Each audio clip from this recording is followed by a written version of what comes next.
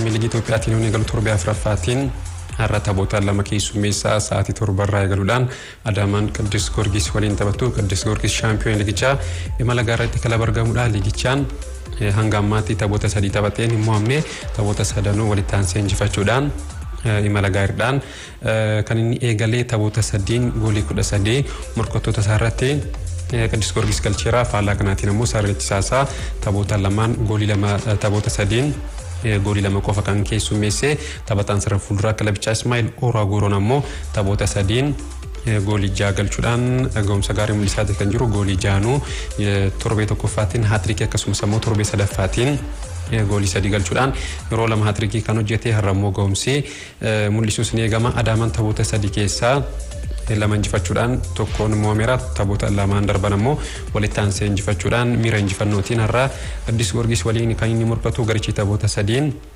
goolii 4 morkattoota isaarratti galcheera. Goolii 3 ammoo Sarreetti Saasaa kan Adaamaa keessummeesseera. Har'a kilaboonni lachuu miira injifannootiin Adaamaa fi Qiddus Giyoorgis murkiin taasisan eegama. Har'uma sa'aatii kun irratti ammoo bulchiinsi magaalaa Walqiixxee Hawaasaa waliin taphatu kilaboonni lachuu gara injifannootti deebi'uudhaaf kan isaan taphatan torbee sadaffaatiin bulchiinsi magaalaa Walqiixxees Hawaasaanis mo'amaniiru. Kanaaf har'a qabxii 3 argachuudhaaf kan waliin morkatanii ta'a. Boorsituu fuudhaan Arbaa Minchi Hadiyyaa Hoosaanaa Bahar Daar Dirree Dawaa waliin taphatu. Kamis ammoo Bunni Itoophiyaa Buna Sidaamaa Itiyoo Elektiriik Laga Xaafoo Laga Daadhii waliin taphatu. Jimaata situu fuudhaan Faasil Machaal Walaayittaa Dichaan Itiyoo Madii waliin taphatu. Liigichaa Qiddus Giyoorgis qabxii 9 walitti qabatee dursaati kan jiru. Hadiyyaa Hoosaanaa fi Adaamaan ammoo qabxii qixa 6 walitti qabachuudhaan garaagarummaa goolitiin sadarkaa lammaffaa fi sadaffaa irratti argamu. Gidduutti qophii dhaggeeffannaa qophii taphataa kubbaa miilaa duraanii Biraanuu Qaasiim irratti qophaa'ee jira. Isa Saamu'eel Joonseetu qindeessee waggaa 10 taphataan kun Adaamaa keessatti taphatee waggaa 2 immoo Buna Itoophiyaa akkasumas ammoo waggaa 7 kilaba Yemaniif Al-Hilaaliif taphateera. Biraanuu Qaasiimii Saamu'eel Joonsee qophiin qindeessee jira. Isa dhaggeeffannee walitti deebina. Baruma sanaan boombiin dhaame. Adaamaan maqaan isaallee ol ka'e gaafa Biraanuu Qaasiim fa'aa taphatan sanidha jedhamee ammallee ni haasofnu. Finfinnee bakkee biraa yoo Adaamaan kan keeti moo ka uummataati naan jedha. Ijoollummaa isaarraa eegalee itti gaafatamummaan maal akka ta'e osoo hin beekiin itti gaafatamummaan maatii isaa geggeessuu harka isaa irratti kufe. Furmaata kana biras darbee kubbaa miilaa taphachuun hawwii isaati. Biras hin hanqanne gaafa guyyaa rakkoo Adaamaa inni akka qorichaati. Inni gara dirree seennaan goolii ni galcha. Adaamaanis ni injifata jedhu. Kilaba guddaa biyyatti Buna Itoophiyaa hanga biyya ormaa Yemen imaluunis ga'umsa olaanaan taphateera. Erga kubbaa miilaa dhaabe immoo gara hojii leenjisummaatti seene. Biraanuu Qaasiim. Maqaan kee Biraanuu Qaasiim, dhaloonni kee baatu kan taphadhe immoo Adaamaa Itoophiyaa Bunnaa biyya alaatti Yemen deemee taphadhe. Daa'imummaa isaarraa eegalee kubbaa miilaaf jaalala addaa qaba. Daa'ima ta'ee ka kubbaa hin jaalanne waan jiru natti fakkaata. Yoo sitti darban dhiitumaaf deemtaa akkasuma jalqabaanis baay'ee jaalladha kubbaa. Abbaan kiyyas taphataa ture achumaan itti fufee. Garuu salphaatti milkoofne. Abbaan isaa daa'imummaatti yoo boqotu itti gaafatamummaan maatii kana jiraachisu harka mucaa xiqqaa abjuusaa kubbaa miilaan milkaa'uuf tattaaffii eegalee irratti kufe. Hojjetaa mootummaa ture. Saniin booda galiin nu galu hin jiru. Nu immoo maatii baay'eedha. Dirqama narratti ta'e bakka yeroo ulfaataa ture yeroo sun. Sanumarraan mana barumsaa Zuwaayee Don Boskoo kan jedhamu achitti barataa ture. Hojiillee achumatti gibbima san keessa jechuudha. Saniin maatii gargaaraa ture. Achumatti hojjedha, achuma baradha, achuma oola. Galgaluma mana gala malee magaala gadi bu'ee yookiin isteediyoomii dhaqee hin taphatu. Guyyaa tokko akka tasaa Biraanuu Qaasiim dallaa sanaa ba'e daandiin kubbaa miilaa saaqameefi.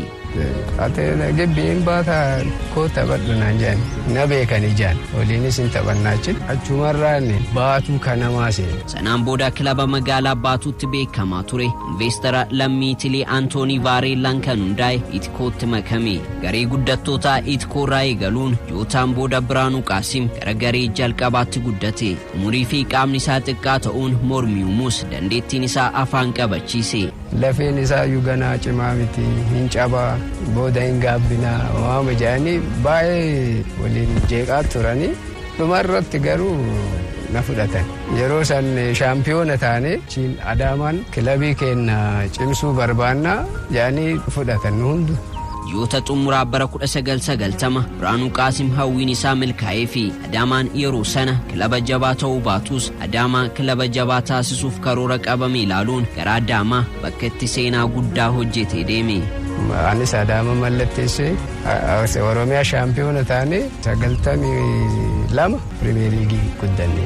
Biraanuu Qaasim jechuun taphataa cimaa jaalatamaa fi uummanni magaalaa Adaamaa hundi isa kana jaalatatu jechuudha. Deeggartoota hedduus ka qabu Biraanuu Qaasim kana jechuudha. Adaamaan bara 1992 yeroo jalqabaa Pirimeer Liigii Itoophiyaa keessa yoo taphatu Biraanuu Qaasimis Adaamaa keessatti milkiin goolii hedduu galchuun eegale. Ta'us taateen addaa bara sana dirree kubbaa miilaa irraa isa fageesse mudate.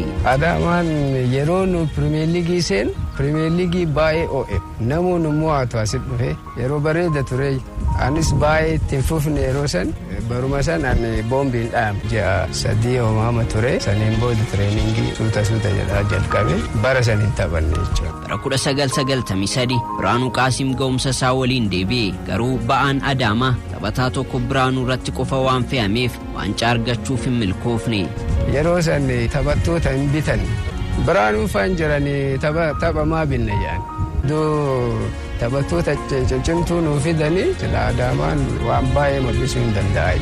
መድኃኒቴ ምናምን ይሏታል እና በቃ ብሬ ብትኖር ኖሮ ምናምን የሆነ አሁን ላይ ያለውን ፉትቦል ቆሪቻ ኬኛ ጀዱኒ ኩባ ሚላ አማ ጅሮፎ ማሎ ኦሶ ብሬን ጅራቴ ጀዱ አዳመን የሮ ደደበቲ ኦሶ ብሬን ጅራቴ ጀቹን እያፈቱ አማ የሮ ኑ ሌንጂሳ ኑወሊን ተበቱ ገሩ አርጌራም ባይ አጃይባ እዚሁም አሁን በአካል በመታሰራን ሰዓት አብራን ስትጫወት የሚገርም አዳማን አዳማ ከሙለት ጋፈ ብርሃኑ ቃሲምፋዳ አዳማ መቃን ይሳለ ኮልኬ ጋፈ ብርሃኑ ቃሲምፋታ በተንሰን ደጀደመ አመለኔ ያሶም Adaamaan kubbaa dabbe argannaan Biraanuu Qaasimtu rukutaa inni rukunnaan immoo goolee akka galchu hunduu beeku.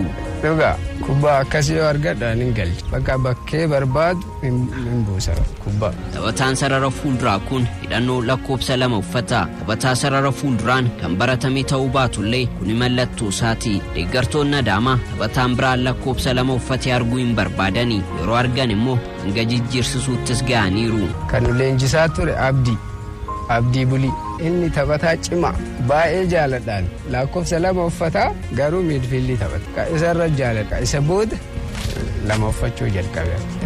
Jaalaluma isaatiif jechuudha. Taphataa cimaa yoo inni beenji ta'e manni magaalaa Adaamaa deeggartoonni hin jaallatanis hin fedhanis. Bara 2006 Biraanuu Qaasim gara buna Itoophiyaa himale garuu garas kan deeme Adaamaan akka hin miidhamneef jedha. Sababbiin isaa immoo waldhabdee leenjisaa fi taphattoota gidduutti uumameeni. Leenjisichi dargaggoota guddisnaa taphattoonni buleeyyiin haga dhiisan amantaa jiru qabaachuusaan Biraanuu Qaasim waggaa 2 buna Itoophiyaaf taphachuun gara Yemen imalee seenaa jabaas katabeera. Al-Hilaal jedhama.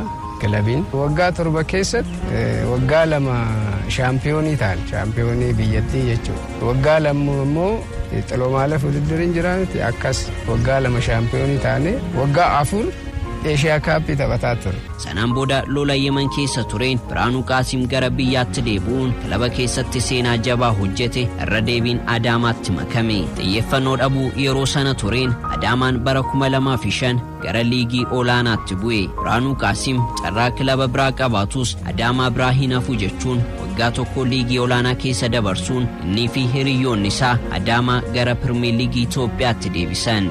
Sirraa dhufee akka tasaa ta'ee Alamaayyoonis hin dhufee achiin gara Pirimeer Liigii seennee 2006 guyyaa shaampiyoonii taane guyyaa san taphadhee achumarra dhaabe. Biraanuun waggaa 10 Adaamaa waggaa 2 buna Itoophiyaa waggaa 7 immoo kilaba Yemen Al-Hilaaliif taphateera. Kubbaa miilaarraa fagaachuu kan hin barbaanne Biraanuu Qaasim amma gara hojii leenjisummaatti seeneera. Dargaggootuma jeggaa'an jechuun isaan waliin qabee leenjisaa jira. Kilabiin fayyaa illee jira. Laayisansi illee fudhadhee jira. Dandeettii qabuun ammas Adaamaa tajaajiluu qaba jedhu namoonni gumaacha inni Adaamaaf taasise beekan. ዛሬ አዳማም ያው ለሷ ትልቅ ቦታ መስጠት ነበረበት ብዬ ነው ማስበው። ጉማቻ አዳማፍ ታሲሴን መጋላን በከመሎፍ ከኖፊ ቀባ ጀዴና ማና ወጋ ኩዳን ተጃጅሌራ አዳማን ተባታ ሲነ ቀበይሳ ኢሳማ ኦጉማ ሌንጂሱማ ቀቡ ኢትፈየደሙ ቀባን ጀዳ ቦታ ሊሰጣት ይገባል ነው ምለው።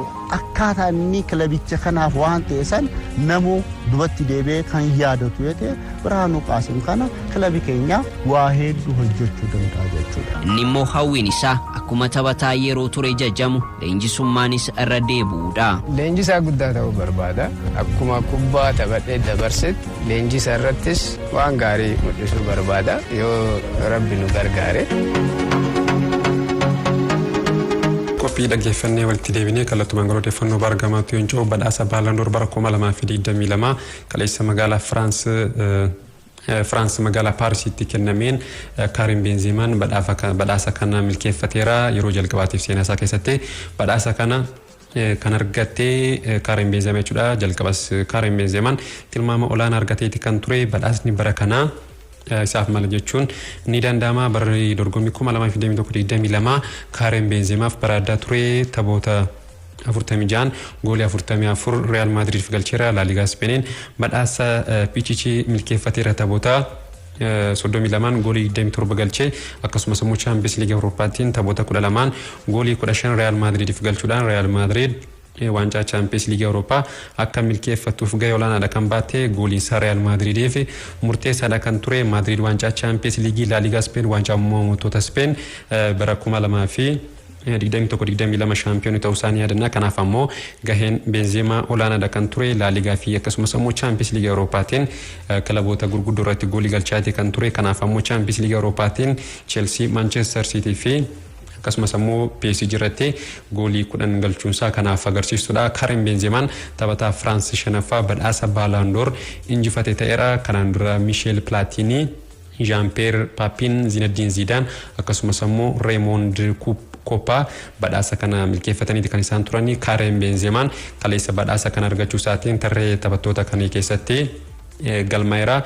Akkasumas ammoo bara 1998 booda badhaasa kana Fransitti hambiseera. Yeroo xumuraatti bara 1998 Zinedine Zidane badhaasa Ballon d'Or kana injifachuu isaanii yaadannaa. Ijoollummaa irraa eegalee abjuun koo badhaasa Ballon d'Or injifachuu ture. Kanaaf ammoo cimeen hojjechaa ture jechuudhaan Karim Benzemaan badhaasicha booda kan inni dubbate. Zinedine Zidane fi akkasumas ammoo Ronaldo Nazario de Lema ilaalaa guddachuus kaleessa dubbateera. Kaleessa ammoo badhaasa Ballon d'Or kana Zinedine Zidane harkaa kan inni fudhate kun ammoo Benzemaa fi injifannoo dachaa jechuun ni danda'ama. Benzemaan umurii guddaatiin badhaasa Ballon d'Or injifachuudhaan taphataa lammaffaas ta'eera.